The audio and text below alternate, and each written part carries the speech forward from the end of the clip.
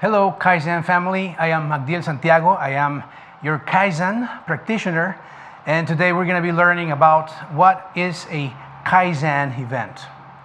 If you haven't seen the video where we talk about the word Kaizen, where it comes from, and how it can be translated into English, I really encourage you to check us out in our channel and see that video. We're going to try to put the link right here.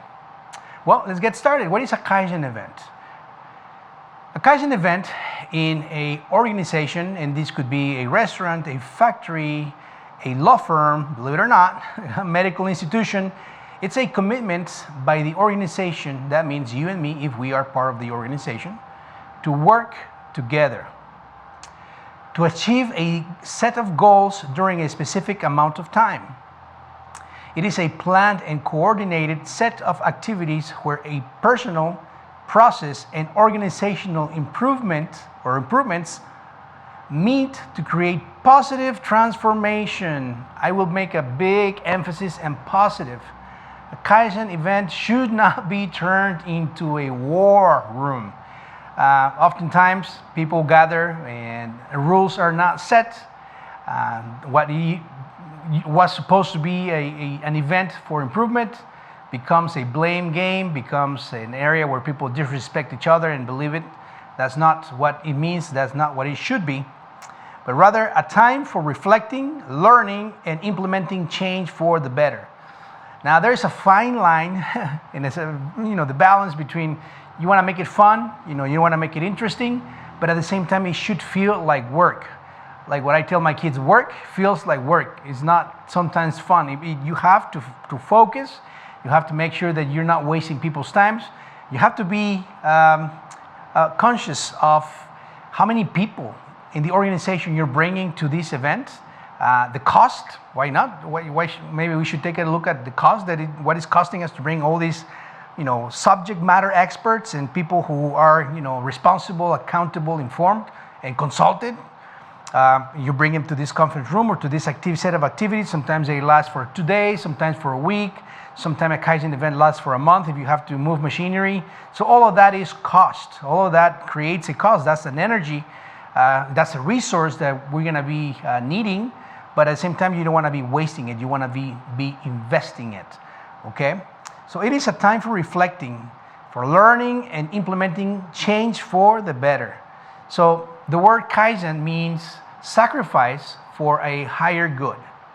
Okay? So during this time, you will be sacrificing something. Some of these people who are very needed on the floor or in the conference rooms or with customers, sales meetings, you will have them in this group. So that's a sacrifice. This is a higher value of these people that you're going to be bringing to participate. If you're going to be stopping production on the production floor, that creates some cost. So you want to make sure that you're very mindful about who you bring and how you conduct your Kaizen events. It's a set of activities, a set of meetings that will create a good, positive impact on your organization. But let's get to the nitty-gritty. So we can't get on without talking about the triangle of success. That's what I call the triangle of success. If you notice, there is philosophy. This is the things that we believe. This is our belief system. What we believe, remember, what we believe, we execute. If you believe that you can't, then you can. But you can talk about all you want. If you don't have a method of how to do that, how to bring down the philosophy into reality, if you don't know how, that means the how, the method, then you're not getting very far. But most important perhaps than the method is the discipline. So again, if you have so much knowledge about how to do things, sometimes consultants are brought in, and these are wonderful people that have a lot of knowledge, and they can tell about their experience in many different organizations. But we still need a method of bringing down that knowledge in practical ways that create impact, real impact, tangible, measurable, repeatable impact on the production floor. And discipline is what will get us there. So we need the philosophy. We need to change what we think and how we think. We need to create a method, a map of how to walk this road of continuous improvement, and we need to have the discipline. What I like to use is 2 words. Is pursue relentlessly. We need to pursue change for better relentlessly. We don't stop, we don't take breaks when it comes to continuous improvement. We might take a pause to standardize processes, to standardize SOPs, to think about the next steps, but we do not stop. We're just taking a pause, and that's what we'll call standardization later on. But let's keep moving. So as we do these Kaizen events, or this Kaizen event, you'll see that knowledge is part of the mix. We need to give, we need to obtain new knowledge, and this is where consultants are brought in the technology sector, in the sales, marketing, even in production. You want to call people that have that knowledge. So that's why people pay these consultants a crazy amount of money to give them the secret recipes, but in reality sometimes the knowledge that you need is already in your room with these subject matter experts from each department in your area. Believe it or not, a lot of these people have already the answers to most of your problems, but sometimes we don't listen to them. We don't pay attention, or we pay more attention to some external consultant that has the bells and whistles that work somewhere in big companies, and we think that sometimes that is the answer, and most of the times, at least in my experience, it's not the case. So we have knowledge. We need to bring subject matter experts. We need to set up this environment where we're going to experiment, we're going to practice the scientific method. We are going to explore new ways of doing things. We're going to get excited about changing our environment. We're going to get excited about getting to a better state, and we're going to get that knowledge with the method, and we're going to practice new skills of management. We're going to practice new ways of making production. We're going to practice new ways of communicating with our customers, external and internal customers. And once we do that and we start reaping the fruits, reaping the benefits of all this effort, then we gain something that is very magical, that is amazing. It's called confidence. Once we get confident about the Kaizen process, the PDCA cycle, the improvement, this continuous improvement journey, then things get very interesting, because that's when employees, people at the different levels of the organization, they get very excited about, hey, let's do another Kaizen event. What we did last time was awesome. It improved the way that we did things. We don't work as hard. We don't work as stressed. We don't do things the old way. Everything feels better, looks cleaner. I can understand it better. People that used to quit retention because of the processes were confusing, there was no direction. Now people feel good about their jobs, and that's what makes Kaizen very, very exciting to me, to see the benefits, and when employees start enjoying those benefits, it's really rewarding. Let's continue. So here's a slide that is very interesting. It's another triad, and as you've noticed, we talked about so far 3 different triads. The triangle of success, we talked about the previous one, the self-development, which is the knowledge, the skills, and the confidence. And now we're going to talk about the organizational triad. A Kaizen event needs to connect the 3 different areas of improvement. Organizational, meaning the whole enchilada per se. We need to engage each person participating in this Kaizen event. Each one of us participating, we all need to grow to the next target condition. We all need to become better managers, better supervisors, better production workers, better CEOs, why not? Better CFOs, better VPs of operations, better IT. If you participate in a Kaizen event, you need to become a better a better version of yourself. So, organizational, personal, and process Kaizen. We need to take a serious look at all these 3 areas. Oftentimes, it is very unfortunate when a company puts the focus on just one small cell and they disregard the whole context of the organization. Remember, the word organization comes from the word organic. We are a living organism. We're a collective organism. All of us, we humans, control processes. We put information in a computer. We all participate of this bigger being, which becomes a collective self. So we got to make sure that we put ourselves into context and do not just focus on one area, but make sure that we focus on the organization. As you direct your attention to bottlenecks, you'll find out that the theory of constraints is so true. Sometimes you fix a problem here, you elevate the constraint here, and it appears over here, and now you have another problem. So you have to make sure that once you make an improvement in one area, you put the area in the context, and so you start moving to the next starting condition in different areas. And that becomes the agenda for your Kaizen journey. So once you make an improvement here, then you already start noticing that, oh my goodness, we're gonna have to start putting some focus on this other area as well. So notice on this slide, the Kaizen is a period of time where it's a controlled environment. So when we go to the gym, right, and we wanna create a better weight lifting experience, and we wanna go to our next level or max, right?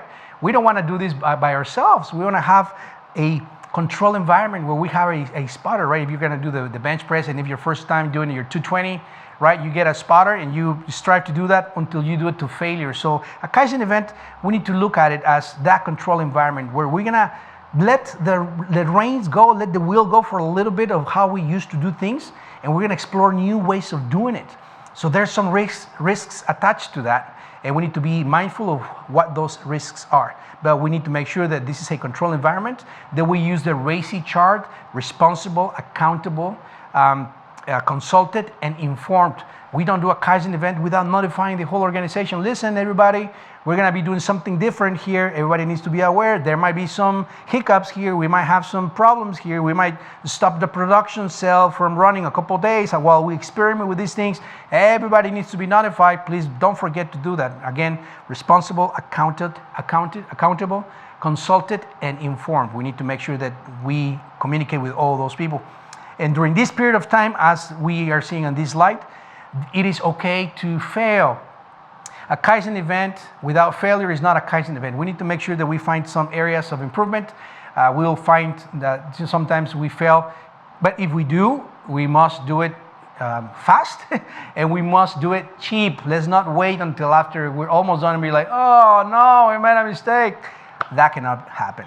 Please, so let's pay attention. So Kaizen event, it requires that explosion-like picture that you see there that says Kaizen is that energy that is required to get people excited, to get expectations elevated, for people to be, wondering what's going to happen, how is this going to look, but be positive about it. We want to make sure that we encourage people to participate. We set the rules for these meetings, activities, whatever we're going to be doing to improve this area, where people feel welcome, where people don't feel like they will be rejected, their ideas are not worth listening to. We've got to make sure that we are very extremely respectful, and we got to make sure that we are inviting new ideas and exploring those ideas and give validity to every idea that everybody brings to the team.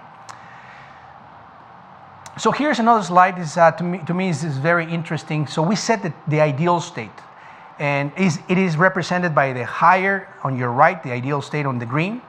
And the ideal state is so interesting that a lot of team members, a lot of people don't know what the ideal state it is for the department, for the production cell, for the company even. What is the ideal state? What would perfect look like? What would the paradise look like for this production cell, for this group, for this team? And we gotta define it. We gotta put details to it. How does it look? How does it smell? How does it feel? And that becomes the goals where we want to go there. And in order for us to get there, we have to make steps. We cannot make one big jump to the ideal state and one big jump. It's not possible. It is very risky, and most likely it will bring discouragement to your team. Most likely it will bring sadness of failure, and that's not what you want. So what we want to do is create small, attainable goals, and we call those the next target conditions. So we have to define the ideal state. We need to create the current condition, define it with detail just as much. We have different tools to do that. We have value stream map, we have the cell layout, we have time studies. Depending on how deep and how detailed you want to get, there's different tools that we do, spaghetti diagrams, you name it. We need to create the current condition and then understand the difference between the ideal state and the current condition, and then create steps that are attainable, ambitious, yes, but also realistic. Call your team, call your subject matter experts, bring them to the room, create ideas to attain those goals, experiment. If you must go back to the drawing board, go back to the drawing board and create another plan and redo again. Again, making sure that everybody understands that we are in a period, in a controlled environment where we're gonna try and we might fail, and failing, it's okay during this transitional period. And you'll see the next target condition is sustained by standardization. So whatever we gain during these Kaizen events, whatever accomplishment we obtain, we got to make sure that we don't go back to the previous state, to the old state. So for that, we need to create new standardized work. And that means make a very detailed explanation of the new standard work or the new way of how we do things. If you're implementing new positions, create those roles with the standardized work. And we'll get to that point there. What is standardized work? How does that tie with time management and production organization? So we got to create the next target condition.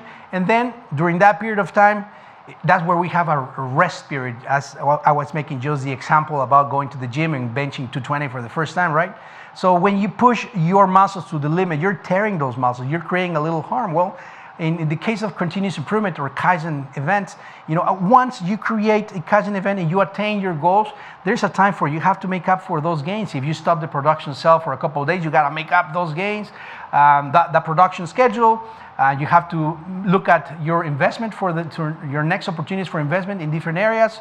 So you make sure you standardize, make sure that whatever accomplishment, whatever gains you obtain from the Kaizen event, you do not lose, because that was an investment for you. Remember all these people you had in the conference room. Remember all the pizza you bought for the teams, all the games you did, however you want to do those games. Make it fun and to make it profitable for the purpose of the Kaizen event. Make sure that everybody continues to create good ideas and you get back from all those investments, but standardize. Do not lose any of your gains.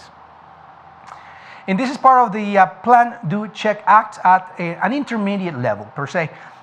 We do the Plan, Do, Check, Act as we move from Kaizen event to Kaizen event. We do, essentially, this is a continuous improvement cycle, right? You plan your Kaizen event, you do it, you make sure that you check it, and checking means to standardize it. Once it works, you say it is work, you standardize it, write down the new SOPs, standard operation procedures, write down the new standardized work, put the new protocols, whatever measures you have to do in your programming, in the cell, in your ERP, because a lot of times, you have to make changes on your ERP to create new processes.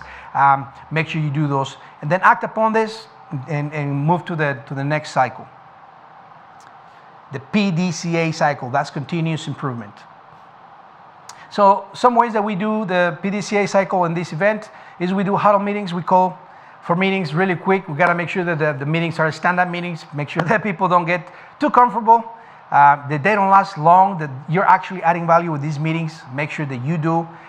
Meetings could be very, very wasteful. Some people just actually not doing meetings anymore because they become a way of losing time. And in our business, we do not want to waste time. Remember, time is the most valuable resource. It cannot be bought, it cannot be transferred, it cannot be brought back. Once you spend it, you spend it. So we have activities. There are different activities. Again, value stream map, spaghetti diagrams, time studies. There are several activities that you can do to obtain the data, to implement changes, mock-up cells. There are training activities that can be done. A lot of people do the airplane in companies where they do production, but the activities essentially are many, and you can choose those. Plus deltas. A plus delta is very important. A plus delta is a brief activity at the end of every meeting, every exercise, where the leader of the activity asks for the feedback from the team members. And in this case, you want to ask, how do you think this activity went? Do you give me a 1 or a 10? Could it be better? Can I do something better? What are the things that you liked so that we can repeat? What are the things that we're like, we don't know, maybe leave it out, we don't know for next time? And then you want to act upon that. If you are the leader, if you're the continuous improvement leader, or just a Kaizen event leader, make sure that you act upon those ideas. It is very disrespectful to ask people for their feedback and not do anything about it in the next event, in the next activity, or on the next Kaizen meeting. So that's very important. That's the plus delta. And just remember, once again, correction and documented and acted upon. Make sure that whatever changes you made, make sure that everything that you all agreed upon is written down, spelled out properly and well articulated so that everybody understands, yes, this is what we agreed to do. Because sometimes, believe it or not, it does happen. You go to the meeting, everybody agrees on something, and then somebody else changes what was said, and then they come up with completely something different, and people end up confused, saying, well, what? This is not what we talked about. This is not what we agreed. And oftentimes that also creates discouragement, so we do not want to do that. So again, this is what Kaizen Event is. If you have questions, please make sure you email those to me, Santiago@kaizensquad.com. If you have any suggestions on how I can do this better, this video, if it was helpful, please click the like button or put a comment here and tell me what I missed if you think that I should include something that is of relevance. Again, I am Miguel Santiago, and I hope that your Kaizen journey is one full of joy and new discoveries and self-development. Remember, it's all about the journey. Kaizen is all about the journey. The ideal state keeps walking as we move towards it. And like the old saying says, shoot for the moon, but hit an eagle. That's the ideal state, but the journey stays with us. Again, Miguel Santiago, I'll see you next time. Bye-bye.